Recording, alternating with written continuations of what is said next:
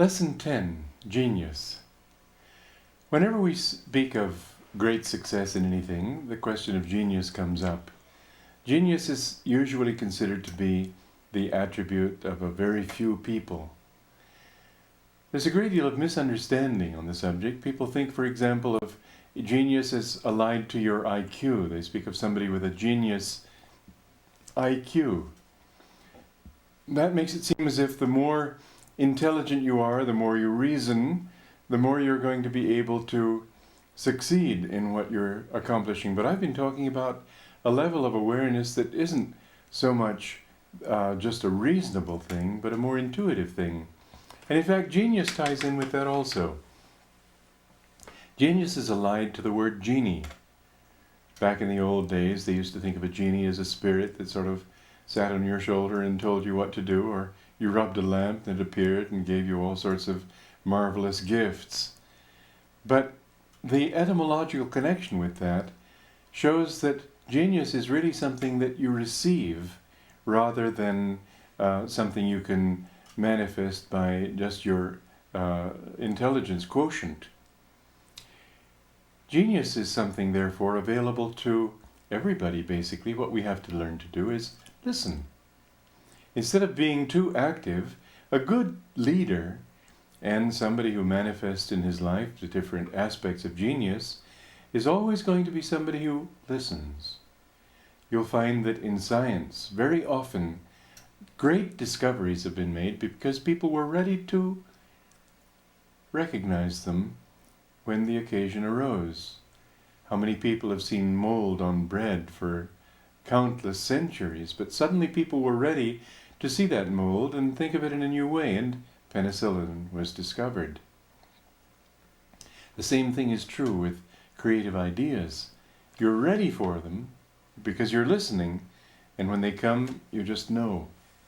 Genius is something that you can develop in yourself to varying degrees, but always dependent upon how well you listen, how well you receive. Somebody has written made a very interesting observation. I don't have his name on the tip of my tongue, but he says that the prophets depicted by Michelangelo on the ceiling of the Sistine Chapel in Rome, you can tell who among them were the great prophets and who among them were the minor prophets, because the great prophets are depicted as listening. Greatness is not something you are great and you do a great thing. No. You have the greatness to be open and listen to what the universe is trying to tell you. Listen to what other people are trying to tell you. Sometimes you will hear a great solution come from the mouth of a little child. It may even come from the mouth of a moron. If you're listening at the right moment and the right thing is said, you'll recognize it. If you're listening in your mind and the right thought comes to you, you'll recognize it. But it's always a question of receiving rather than creating, in the sense. Creativity is not what most people think of it as. Most people think of creativity as putting bits and pieces together with your own effort. But real creativity is receiving the inspiration and knowing what to do with that inspiration. Great composers have done that. Great artists have done that. Scientists have done that. Leading businessmen have done that. They just sort of listen inside and they know. Genius involves this quality of receiving from another source than one's own little rational mind.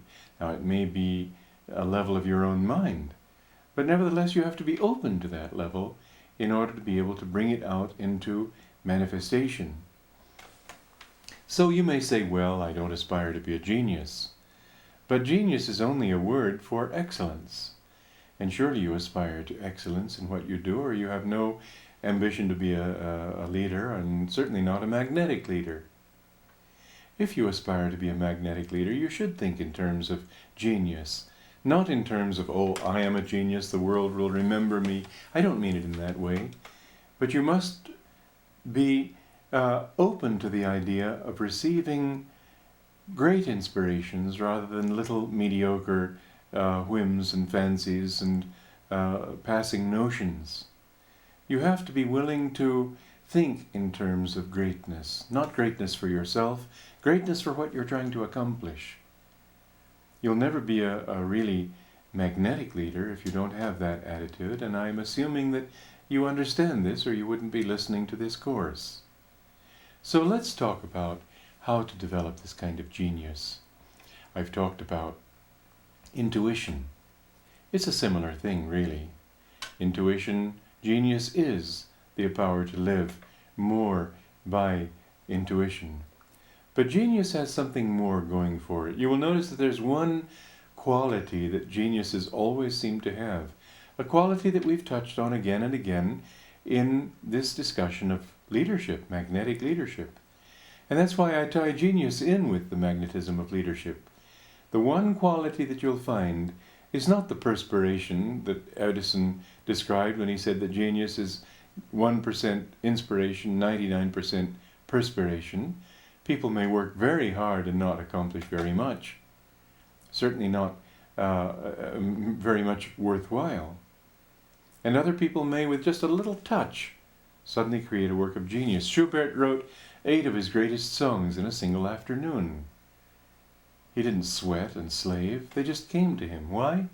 Because he was in the right mindset for them. And so what we see is not perspiration, it's energy. People of genius are always people of very high energy. Primarily, of course, mental energy. But energy is energy, and mental energy is just energy directed toward the brain instead of toward the stomach or the legs or the biceps or whatever. And so if you will be a person of high magnetism, you will be a person of high energy. And if you're a person of high energy, you should dare to think in terms of doing things that nobody else has ever done before, nobody else has ever thought of before, things that leave people standing in amazement. And they're not your credit. They are simply things that are there to be done, and you happen to be able to manifest them. But creativity on a human level is that. The ability to manifest things that are there to be done that other people haven't tuned into yet. When you put out enough energy, and when you lift your expectations toward the heights, instead of keeping them sort of on a pedestrian level, you will find that your leadership can become inspired and can inspire others.